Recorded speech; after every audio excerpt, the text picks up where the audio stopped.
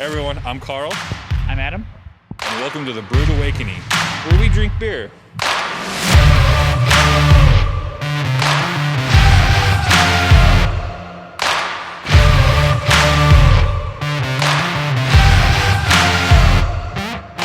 Welcome to episode 2 of the quarantine.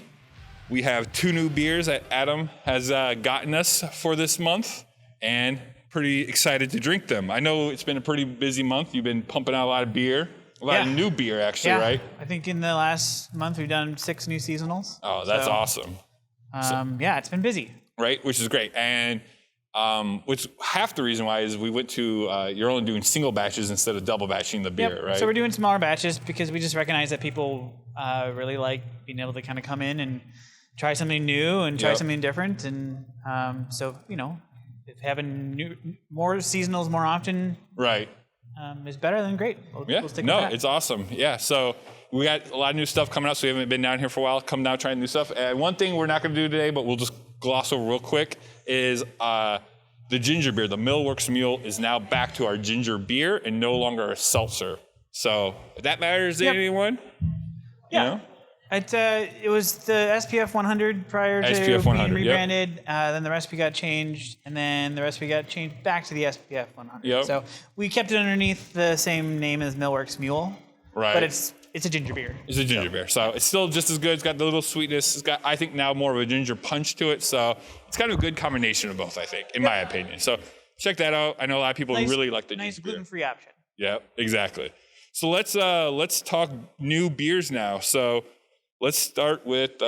So we did 2 this week. The first one is called. There's an apricot for that. Oh yeah. So if you can't quite figure out, it's a apricot kettle sour ale. Yep. So super easy, light drinking, 5.5% alcohol. Yep. We use a whole ton of apricot juice in there, as well as some apricot and peach tea. Yep. So finish is pretty tart, but pretty sweet because of the juice and the concentrate in there. So. It's a great, easy drinking beer. That one just got bottled and kegged today, so it's and it's still got a little vanilla bean in it. You can definitely smell it. Yeah, a touch of vanilla bean. It's more in the nose than anything, but I think the more the beer warms up, the more vanilla you notice. So I agree with that. That kind of happens with a lot of sours, I think, too. You know. Mm-hmm. Yeah, dude, this is so good. I think this might be my favorite sour that anyone's done here. Not taken away from any of the sours anyone's ever brewed here, because they're all amazing, because I love sours, but I think this is kind of what you're looking for in a sour. It kind of gives you that sweetness up front of the apricot, and then that tartness comes through, but I think then that vanilla bean kind of holds that tartness from just exploding in your mouth. It's really approachable. Like for a beginner kind of training wheel sour for people, it's a good one for that. Yep, so. And like I said, it's 5.5%, so, you know, you're not going to get totally trashed by drinking a bunch of these. No, I mean... Well, yeah, if you drink a bunch. Yeah, but drink a bunch, but whatever. They're drinkable, it's easable, it's crushable, like you said, so... Yeah. So yeah, we have this in bottles and on tap, like you said. Just got done today. So, all right. Second one is called Crandy Marsh. And apparently if you are a South Park fan... I am not. I'm not as well, but Keith, our owner, is. He loves it. It'll make much more sense to you. And it's a great design for the label for it. Yeah, it's hilarious. But this is a Farmhouse ale made with cranberries. So again, we use some cranberry juice in there, as well as a cranberry citrus tea. So I'm just really liking that whole juice and tea combination. Juice and tea, kind of balances stuff out pretty easily, pretty nice. But it's Farmhouse ale, so typically it's a style that was brewed mid-summer into harvest season. Okay. Fermented, typically in hotter temperatures. So the yeast used for it kind of gives it more of a fruitier profile to it, as well as kind of a little bit of a drier spiciness to it as well.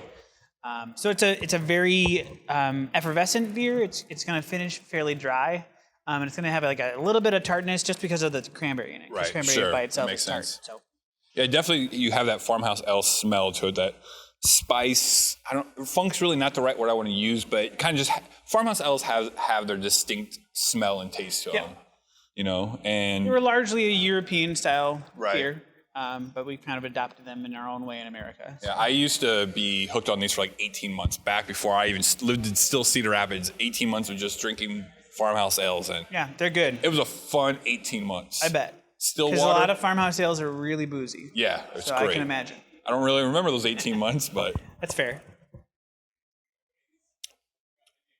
oh, yeah, it's so good because, like you said, that tartness comes through from the cranberries, but then right away it goes away, and then that characteristics of the Farmhouse ale comes through, and then kind of ends in the sweetness through the palate, you know? So if you're I not- really like it, but I also enjoy this kind of style of beer as well. Yeah, if you're not really And I'm too partial. familiar with Farmhouse ales, because I don't know, again, unfortunately I can't try every beer that's made around here, but not a lot of people do Farmhouse ales around here that I'm aware of. So it don't- might be something new to you. Yeah. You know, if you're new to it, come down. We'll give you a little sample. You get a little guy. Get a flight of all the new beers. You know, it's always a good way to see what you like. Yeah, there's a lot of them. Yeah. So good job on this one. And what's nice is, you know, they're both light beers. They're not going to be heavy. You know, this does come in at 6.5%. Yeah, so it's a little bit more. Smidge more, but still easily. Is that a word? Easily? Probably not, but Probably that's not. okay. But it's a new Carl word. Yeah. Word. So yeah, good job, man. Love both of them. Cheers. Thanks, guys.